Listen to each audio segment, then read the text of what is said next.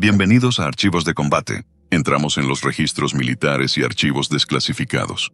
El archivo está abierto. ¿Alguna vez han tenido un momento en el que la realidad simplemente se detiene? No es un sentimiento filosófico largo. Es el momento en que los instrumentos técnicos te dan datos que no pueden ser ciertos. Soy el comandante Ethan Callaway. Volé aeronaves para la Fuerza Aérea de los Estados Unidos durante 23 años. Necesitaba las matemáticas para hacer mi trabajo. La física siempre estuvo de mi lado. Creía que el mundo era un lugar racional. Creía que todas las cosas estaban gobernadas por principios fundamentales.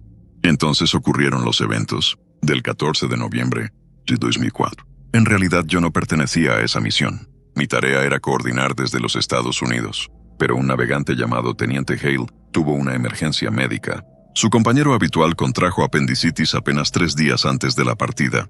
Recibí la notificación y tomé su lugar. 48 horas después estaba a bordo del USS Nimitz. Navegábamos a 100 millas de la costa de San Diego.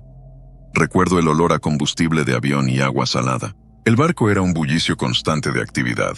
Se sentía como un motor humano, bien aceitado con un valor de $40,000 millones. Había 90 aeronaves y 5,000 almas a bordo. Nos movíamos como un gigante masivo a través de las olas. Nuestra primera semana estuvo llena de ejercicios de entrenamiento rutinarios. Trabajamos con el USS Princeton en simulacros de interceptación. Estaban probando los nuevos sistemas de radar, SPY-1. Trabajé de cerca con 2 pilotos específicos. El teniente Hale era un piloto de Super Hornet de Texas. Tenía 15 años de tiempo de vuelo en su haber. El teniente Ryan Mercer era más joven y callado, un profesional de Montana. Estos eran hombres que no se alteraban fácilmente. El 10 de noviembre, las cosas empezaron a ponerse extrañas. Los operadores de radar en el Princeton comenzaron a rastrear anomalías. Aparecían objetos a 80,000 pies de altura. Luego bajaban al nivel del mar en cuestión de segundos. Estas velocidades eran físicamente imposibles. Los objetos no tenían firmas de calor ni sistemas de propulsión visibles. Al principio pensamos que eran solo fallos del equipo. El nuevo sistema de radar aún se estaba calibrando. Pero los contactos seguían apareciendo en la misma zona. Siempre mostraban las mismas características de vuelo imposibles. Un operador de radar veterano llamado Rodríguez le dio un nombre a la ubicación. El punto de encuentro, Cap Point. Los objetos flotaban allí durante horas. Luego caían directamente como piedras. Pero las piedras no se detienen a 50 pies sobre el océano. Las piedras no flotan en su lugar. Y las piedras definitivamente no aceleran de 0 a velocidades supersónicas, sin motores ni escape visibles. Estaba en la sala de preparación cuando llegó la llamada. Era el 14 de noviembre a las 14:30 horas. El Princeton tenía múltiples contactos en el radar nuevamente. El mando quería ojos sobre el objetivo. Esta era una misión de interceptación en el mundo real. Hale y Mercer ya se estaban poniendo sus trajes cuando llegué. La sesión informativa fue muy rápida. Se nos dijo que procediéramos a las coordenadas para obtener una identificación visual. Nuestras órdenes eran estrictamente no entablar combate. Este era el protocolo estándar para aeronaves desconocidas. El vuelo de salida se sintió muy normal. Los cielos estaban despejados y los vientos eran ligeros. Teníamos una visibilidad perfecta por millas. Me senté en el asiento trasero del Super Hornet. Realicé mis comprobaciones de navegación y monitoreé el combustible. Tracé nuestra ruta de regreso según el manual. Los controladores de radar del Princeton nos dirigieron. Sus voces sonaban tranquilas y profesionales. Reportaron contactos a una distancia de 40 millas. La altitud fluctuaba entre 50 pies y 80,000. Revisé mis propios instrumentos. No teníamos nada en nuestro radar todavía. El radar de nuestro Super Hornet debería rastrear objetivos a 60 millas, pero no veíamos absolutamente nada en nuestra pantalla. Hale transmitió una solicitud de confirmación. El Princeton confirmó que el contacto estaba estacionario a 50 pies. Nos dijeron que deberíamos tener contacto visual en 3 minutos. Mercer llamó desde su aeronave a nuestra derecha.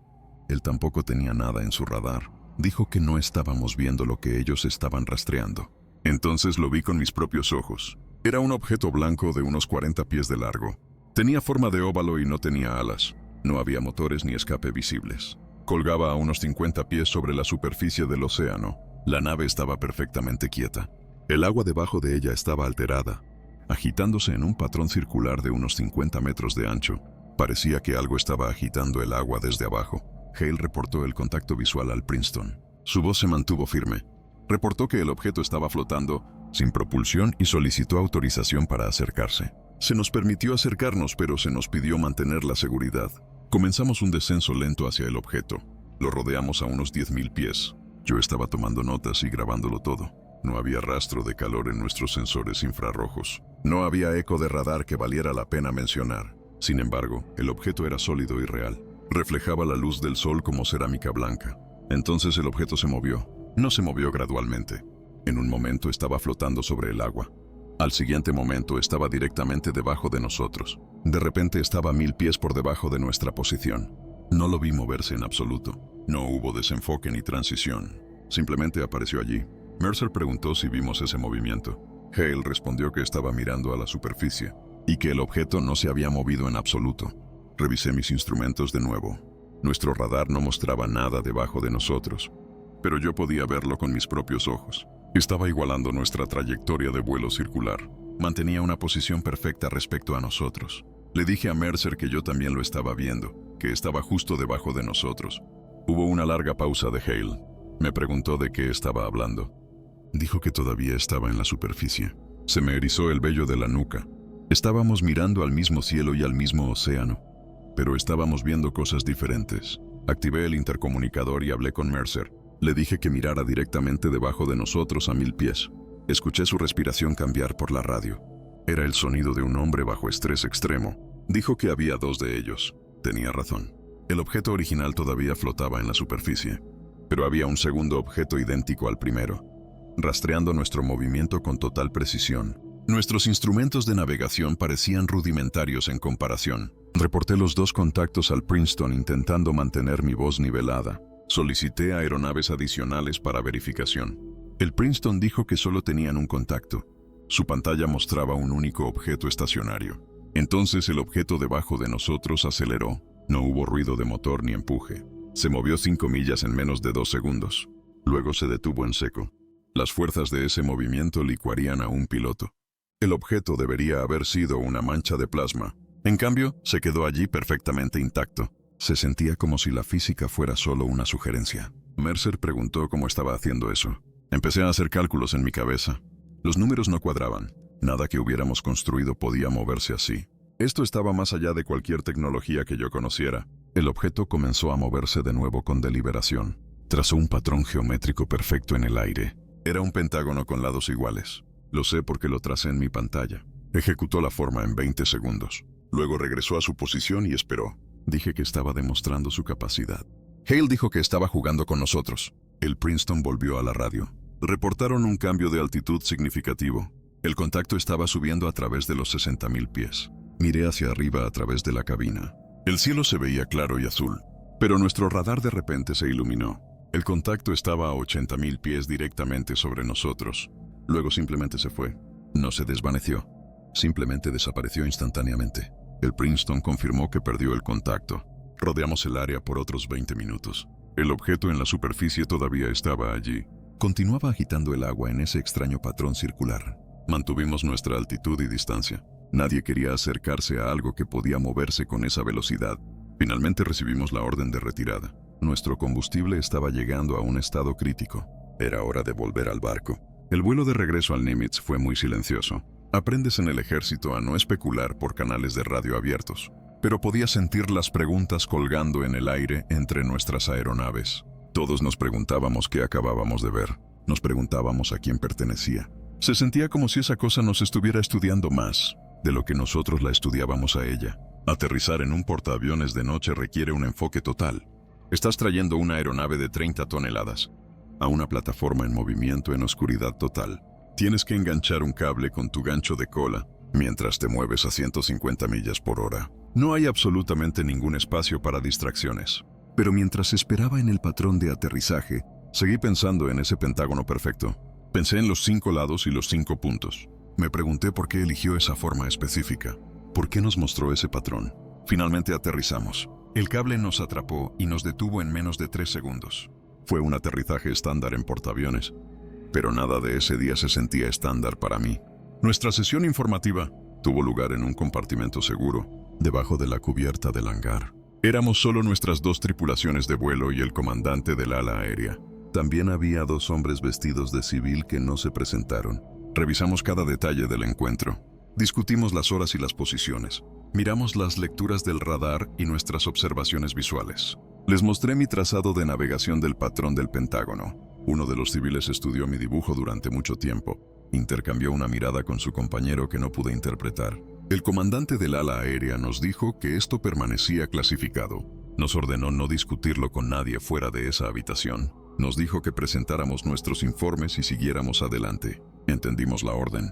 Así funciona el ejército. Ves algo imposible y lo documentas. Luego lo archivas y vuelves a tu misión. Pero yo no podía archivar esto en mi mente. Esa noche me acosté en mi litera escuchando los sonidos del barco. Seguía viendo ese objeto moviéndose sin moverse. Estaba en dos lugares a la vez. Estaba trazando patrones en el cielo como si estuviera escribiendo un mensaje. Se sentía como un mensaje que éramos demasiado primitivos para leer. A la mañana siguiente fui a ver a un técnico llamado Rodríguez en el Princeton. Nos reunimos en el centro de operaciones de radar. Estábamos rodeados de pantallas que mostraban el océano por cientos de millas. Sacó los datos de seguimiento del día anterior. Señaló la línea de tiempo y me dijo que mirara. Habían rastreado los objetos durante 7 días antes de nuestra interceptación. Siempre tenía la misma posición y perfil de vuelo. Luego, después de nuestro encuentro, simplemente desapareció. No lo habían visto desde ese momento. Le pregunté qué pensaba que era. Miró la pantalla durante mucho tiempo. Había estado operando sistemas de radar durante 18 años. Había rastreado desde misiles de crucero hasta globos meteorológicos. Sacudió la cabeza y dijo que esto era otra cosa. Creía que era algo que quería que lo viéramos. Le pregunté por qué querría eso. Dijo que tal vez quería mostrarnos lo atrás que estamos. Durante las siguientes 3 semanas investigué todo lo que pude encontrar. Hablé discretamente con otros pilotos y operadores de radar. Hablé con oficiales de inteligencia. Resultó que no éramos las primeras personas en ver esto. Había informes que se remontaban años atrás en diferentes grupos de portaaviones. Estaban dispersos en diferentes océanos. Las características eran siempre las mismas. Había una velocidad increíble y maniobras imposibles. No había motores visibles, y siempre existía esa sensación de que estábamos siendo observados. Uno de los civiles de la sesión informativa me encontró una semana después. Se sentó frente a mí en el comedor. No dijo nada durante 1 minuto mientras bebía su café. Finalmente preguntó sobre mi trazado de navegación del Pentágono. Me preguntó si había medido los ángulos. Le dije que todos eran de 108 grados. Era un pentágono regular perfecto. Me dijo que eso era interesante. Dijo que la forma del pentágono aparece en la naturaleza, pero es rara. Aparece en las estrellas de mar y ciertas flores. Pero en 3 dimensiones. Es la base de un dodecaedro. Ese es un sólido de 12 caras donde cada cara es un pentágono. Sacó un bloc de notas y esbozó la forma rápidamente. Dijo que algunos físicos piensan que los objetos de dimensiones superiores aparecen como patrones geométricos. Si proyectas un cubo de 4 dimensiones en 3 dimensiones parece imposible. Tiene los ángulos y las simetrías incorrectas. Le pregunté si estaba diciendo que esa cosa era de 4 dimensiones. Dijo que no lo sabía. Dijo que ninguno de nosotros lo sabía con certeza. Pero dijo que el objeto demostró capacidades que cambiaron nuestra comprensión de la física. Significaba que teníamos que repensar todo o aceptar que alguien más lo descubrió primero. El despliegue finalmente terminó y rotamos de regreso a los Estados Unidos. La vida volvió a la rutina normal. Pero es solo tan normal como puede ser cuando has visto lo imposible. Terminé mi carrera y acepté un puesto de profesor. Enseñé navegación y física en la Escuela de Guerra Aérea en Alabama. Pero a veces, tarde en la noche, pensaba en ese día.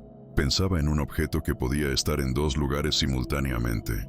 Pensaba en cómo podía acelerar sin aplastarse. Me preguntaba si estaba presumiendo o si nos estaba enseñando. Me preguntaba si era una demostración de fuerza o una invitación. Años más tarde, el Pentágono liberó las imágenes al público. Otros pilotos se presentaron con sus propias historias. El incidente se hizo de conocimiento público y generó muchos documentales. Hubo audiencias e investigaciones en el Congreso, pero todas las declaraciones oficiales no pudieron explicar lo que vimos. Lo documentaron y analizaron, pero no tenían respuestas. Tengo 71 años ahora y estoy retirado en Virginia. Estoy viendo el mundo cambiar de formas que nunca esperé.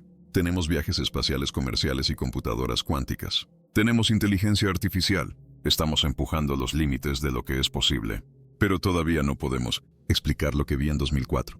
A veces me pregunto si alguna vez lo haremos. O si ese es el punto. Tal vez algunas cosas existen más allá de nuestro marco actual de entendimiento. Tal vez ese objeto era de otro lugar o de otro tiempo. Podría ser de una dimensión que aún no podemos percibir. Tal vez fue un vistazo de lo que sucede cuando realmente dominas la física. Sucede cuando dejas de estar limitado por reglas que creemos inquebrantables. Recuerdo que el agua debajo de él estaba alterada. Ese detalle se queda conmigo más claramente que casi cualquier otra cosa. Era un patrón circular perfecto agitándose como si algo estuviera subiendo. Nos enfocamos en el objeto en el aire, pero me pregunto si eso era solo una parte. ¿Y si la mayor parte estaba debajo de la superficie? ¿Y si solo estábamos viendo lo que quería que viéramos? Eso es lo que me mantiene despierto por la noche. Pienso en cómo nos encontramos con algo mucho más allá de nosotros. Ni siquiera podíamos percibirlo correctamente. Nuestros instrumentos y nuestro entrenamiento no eran suficientes. Éramos como campesinos medievales tratando de entender un motor a reacción. Podíamos verlo y documentar que existía, pero nos faltaba el marco para comprenderlo verdaderamente. Se me ha pedido testificar muchas veces ahora. Hablo con comités y cineastas. Todos quieren saber qué era. Les doy la misma respuesta cada vez. No lo sé, pero sé que fue real.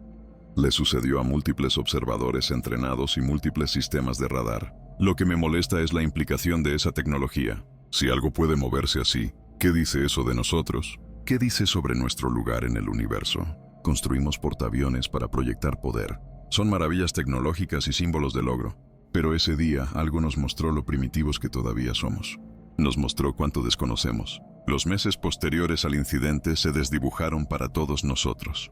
Volvimos a nuestras operaciones estándar y misiones rutinarias. Seguimos el ritmo diario de la vida en el portaaviones, pero todo se sentía fundamentalmente diferente para mí. Me sorprendía a mí mismo mirando al cielo durante cada comprobación previa al vuelo. Buscaba movimientos que no pertenecieran a nuestro mundo. Otros miembros de la tripulación notaron mi comportamiento. Nadie me dijo nada directamente, pero podía ver un cambio en sus ojos cuando nos miraban. Éramos los que lo habíamos visto. Éramos los que presentamos los informes que se clasificaron tan rápido que bien, podrían no haber existido nunca. En febrero de 2005, fui transferido de regreso a los Estados Unidos. Me enviaron a la base de la Fuerza Aérea, Wright-Patterson, en Ohio. Me asignaron trabajar con el Laboratorio de Investigación de la Fuerza Aérea. La asignación llegó sin ninguna explicación. Solo tenía órdenes de reportarme a un edificio específico. Requería un nivel de autorización muy específico y alto. Cuando llegué, finalmente entendí por qué estaba allí. La sala de conferencias no tenía ventanas y estaba en lo profundo de una instalación. Este edificio no aparecía en ningún mapa público de la base. Éramos 12 sentados alrededor de una mesa grande. Había pilotos de la Marina y navegantes de la Fuerza Aérea. Había un oficial de armas del Cuerpo de Marines. Reconocí a los 2 civiles de la sesión informativa en el Nimitz. Todos en esa habitación habían encontrado algo imposible.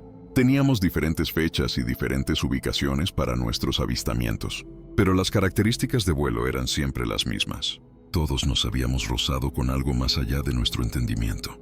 El hombre que dirigía la reunión se llamaba Coronel Vance. Era un oficial de inteligencia de carrera con ojos muy serios. No perdió el tiempo con cortesías. Nos dijo que lo que experimentamos no era aislado. Dijo que habían documentado más de 400 incidentes similares. Estos informes provenían de todas las ramas del servicio. Los detalles variaban, pero los patrones eran consistentes. Los objetos demostraban capacidades que no podíamos replicar. Nos mostraron imágenes que nunca había visto antes. Había video de la cámara de combate de un avión sobre el Medio Oriente. Un objeto seguía al caza a 30.000 pies, igualando cada maniobra perfectamente. Luego aceleró hacia arriba y desapareció en un segundo. Vimos datos de radar de un destructor en el Atlántico que mostraban múltiples contactos realizando movimientos coordinados. Esto requería comunicación y precisión más allá de nuestros sistemas. Escuchamos el audio de cabina de un piloto de transporte que había visto un objeto pasar a 50 pies de su aeronave. Reportó que no hubo sonido ni turbulencia de estela en absoluto. El coronel Vance mostró una diapositiva cubierta de datos técnicos. Dijo que los elementos comunes eran anomalías electromagnéticas. Cada encuentro mostraba fluctuaciones en campos que nuestros instrumentos apenas podían detectar. Me dijo que mi incidente específico mostró una firma muy fuerte. Los oficiales de radar en el Princeton documentaron variaciones de campo masivas. Estas variaciones deberían ser imposibles sin una generación de energía masiva. Sin embargo, estos objetos no mostraban firmas de calor ni escape. Un comandante de la Marina preguntó si estábamos ante tecnología extranjera. Preguntó si era rusa o china. Dijo que si lo era, entonces estaban siglos por delante de nosotros. El coronel Vance sacudió la cabeza. Dijo que habían analizado los requerimientos de energía. Acelerar un objeto de 40 pies de esa manera era asombroso. Requeriría la energía de un pequeño reactor nuclear. pero no había fuente de combustible visible ni disipación de calor. Viola las leyes de la termodinámica tal como las entendemos. Una física llamada Dra. Keating habló a continuación. Era consultora para el Departamento de Defensa. Sugirió que nuestra comprensión de la física podría estar incompleta. Dijo que la mecánica cuántica permite fenómenos que parecen imposibles. Se preguntaba si estos objetos estaban aprovechando una física que aún no hemos captado. Mercer preguntó si ella sugería que estos eran fabricados por humanos. La doctora Keating dijo que no podía descartar nada, pero la consistencia a lo largo de décadas sugería una fuente única. Implicaba un programa coordinado o algo completamente diferente. Completé su pensamiento diciendo que podría ser algo que no es de aquí. La habitación se quedó en silencio después de que dije eso. Era la pregunta que nadie quería expresar. Era la implicación que hacía que cualquier otra explicación se sintiera cómoda. Si estos no eran de un gobierno humano, entonces todo cambiaba. Cambiaba nuestra historia y nuestra ciencia. Cambiaba nuestro lugar en todo el universo. El coronel Vance mostró otra diapositiva con patrones geométricos. Los testigos habían reportado pentágonos, hexágonos y octágonos. Todos eran perfectos y trazados con una precisión imposible. La doctora Keating creía que estas eran comunicaciones. Pensaba que estaban usando las matemáticas como un lenguaje universal. Dijo que la precisión y el contexto sugerían intención. Era un mensaje, una prueba o una advertencia. Nos dividieron en equipos para analizar los datos. Mi grupo trabajó con la doctora Keating para mirar los registros electromagnéticos. Los datos eran abrumadores, con terabytes de lecturas de sensores. Trabajamos en esa habitación sin ventanas durante semanas. La doctora Keating realizó simulaciones para reproducir las características de vuelo. Dijo que no era propulsión tal como la definimos. Los objetos no estaban empujando contra nada. No había desplazamiento de aire ni ondas de choque. Mostró una simulación de mi encuentro. El aire apenas se movía alrededor de la nave. Era como si el objeto estuviera cayendo a través del espacio.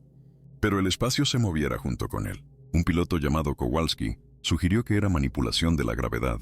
La doctora Keating estuvo de acuerdo en que podría ser manipulación del espacio-tiempo. Si pudieras deformar el espacio, no necesitarías propulsión. Estarías estacionario mientras el universo se moviera a tu alrededor. Eso explicaría la falta de fuerzas G y la velocidad instantánea. Mercer dijo que estábamos a siglos de esa tecnología. La doctora Keating dijo que ni siquiera estábamos cerca de estar cerca. Pensé en el objeto igualando cada uno de nuestros giros. Se movió 5 millas en 2 segundos y se detuvo en seco. Trazó un pentágono perfecto en el cielo como si nada. Significaba que no éramos la primera inteligencia en desarrollar tecnología. No éramos los primeros en lograr el vuelo espacial o visitar la Tierra. Kowalski preguntó si podrían ser de las profundidades del océano. Se preguntó si vivían en dimensiones que no podemos percibir. La doctora Keating dijo que podrían estar monitoreándonos como vecinos. Estarían interesados en nuestra tecnología militar porque estamos cerca. Trabajamos en cada escenario que pudimos imaginar, pero cada camino llevaba de vuelta a la misma conclusión. No teníamos suficiente información para saber la verdad. Documentamos lo que sucedió, pero el quién y el por qué permanecieron ocultos. Pasaron los meses y la urgencia se desvaneció en una rutina.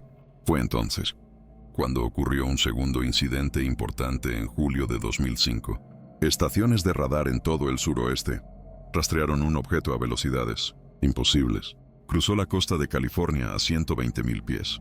Luego descendió al nivel del suelo cerca de Groom Lake en Nevada. El objeto flotó allí durante 17 minutos. Se enviaron aeronaves militares pero nunca obtuvieron un contacto visual.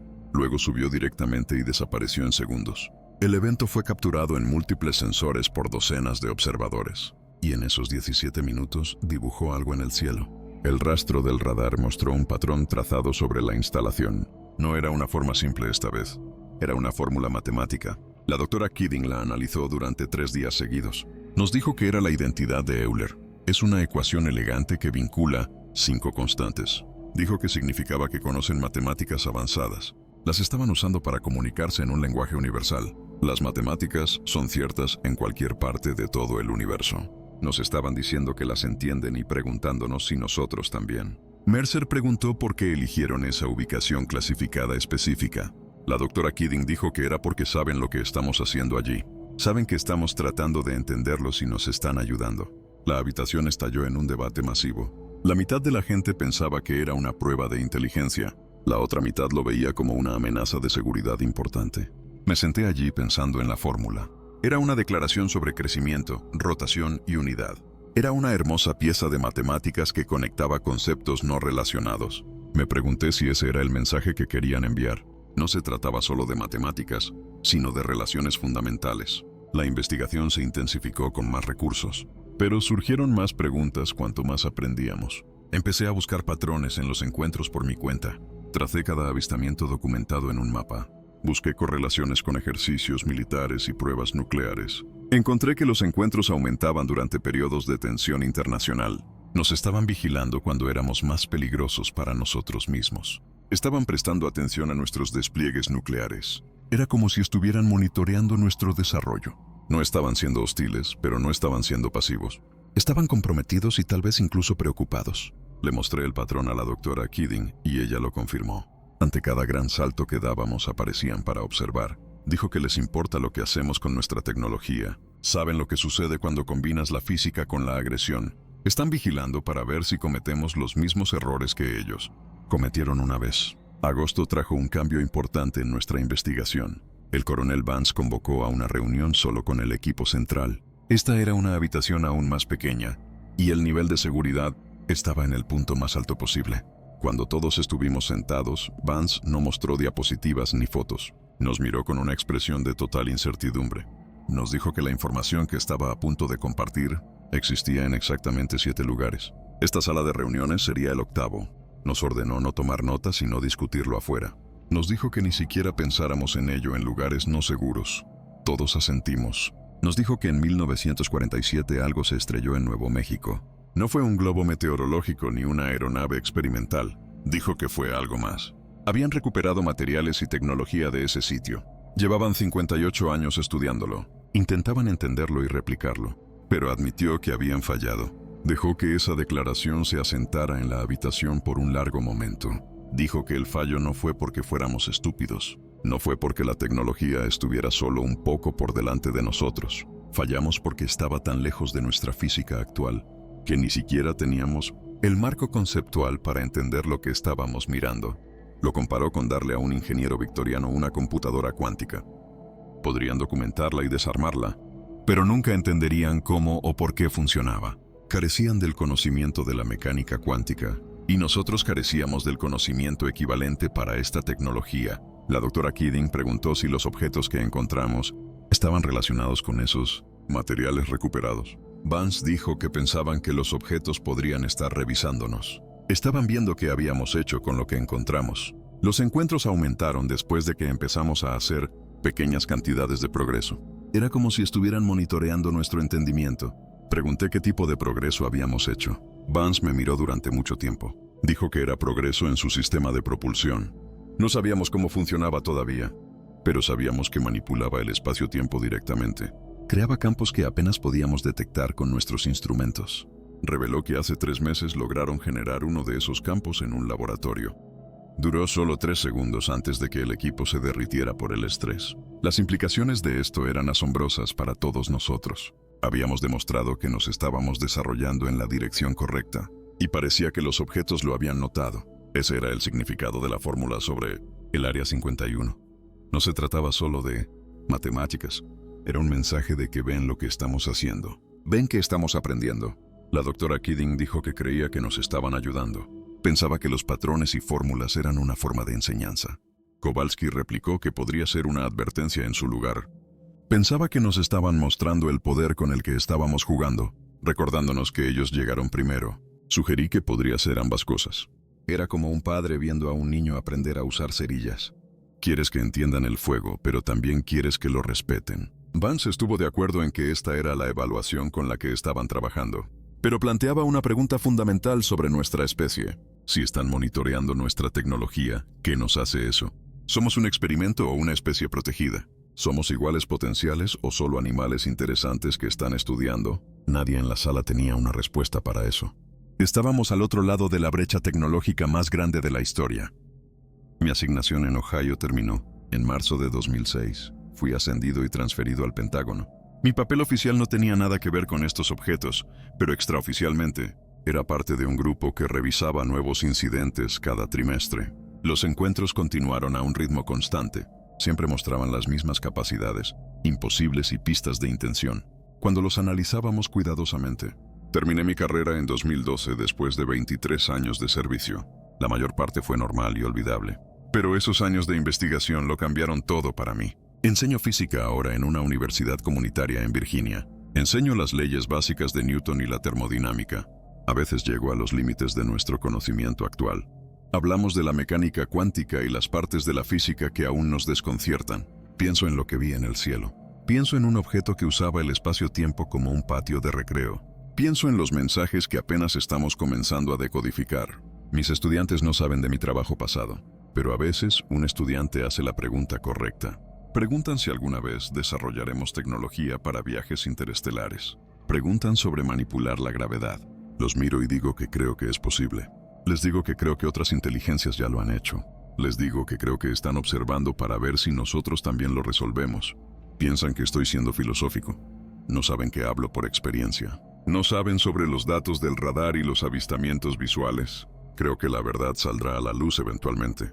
Cada año se liberan más imágenes y más pilotos se presentan. El muro de secretos se está agrietando lentamente. Algún día la verdad será innegable para todos. No estamos solos y nunca hemos estado solos. Algo con un nivel maestro de física nos está observando. Están monitoreando nuestro desarrollo y dejando mensajes para que los encontremos. Están esperando a ver si nos unimos a ellos o si nos destruimos a nosotros mismos primero. Eso es lo que vi sobre el Pacífico en 2004. Eso es lo que cientos de otros miembros del personal militar han visto. Los datos lo muestran claramente si estás dispuesto a aceptarlo. Tengo 71 años ahora. He vivido una buena vida y hecho un trabajo interesante. Llevo este conocimiento y esta certeza conmigo. Entiendo que la humanidad está en una encrucijada importante. Podemos seguir aprendiendo y empujando nuestros límites. Si sobrevivimos a nuestra propia adolescencia como especie, podríamos unirnos a la comunidad más grande. O podemos fallar y demostrar que no estamos listos para este poder. Creo que ellos observarán ese fallo también. Están jugando un juego largo que apenas estamos comenzando a ver. La elección nos pertenece. Ese es el mensaje de los patrones y las fórmulas. Es una invitación y un desafío. Dice que esta tecnología es posible. Dice que ellos lo hicieron y nosotros podemos hacerlo también si somos dignos. Cada día que enseño a mis estudiantes, siento que estoy desempeñando un papel en esa historia. Estoy preparando a la próxima generación para dar los siguientes pasos. Les estoy ayudando a aprender a decodificar los próximos mensajes. Creo que ese día de entendimiento está llegando. Puede que no sea en mi vida, pero está llegando. Los encuentros están aumentando y los mensajes se están volviendo más complejos. Se están calibrando a nuestro desarrollo a medida que avanzamos. Cuando finalmente descifremos el código, será el día en que la humanidad crezca. Dejaremos de estar solos y nos uniremos al universo más grande. Eso vale la pena el esfuerzo. Vale la pena cargar con el peso de este conocimiento. Alguien necesita recordar lo que pasó. Alguien necesita mantener la fe en que podemos alcanzar ese siguiente nivel. Vi algo imposible volverse real. No aparté la mirada. Pasé el resto de mi vida tratando de entenderlo. La verdad está en los datos y en el testimonio de observadores entrenados. Están aquí. Están observando y se están acercando. Algún día nosotros nos acercaremos también. Vi posibilidad, invitación y esperanza en ese cielo. Llevaré eso conmigo por el resto de mi vida.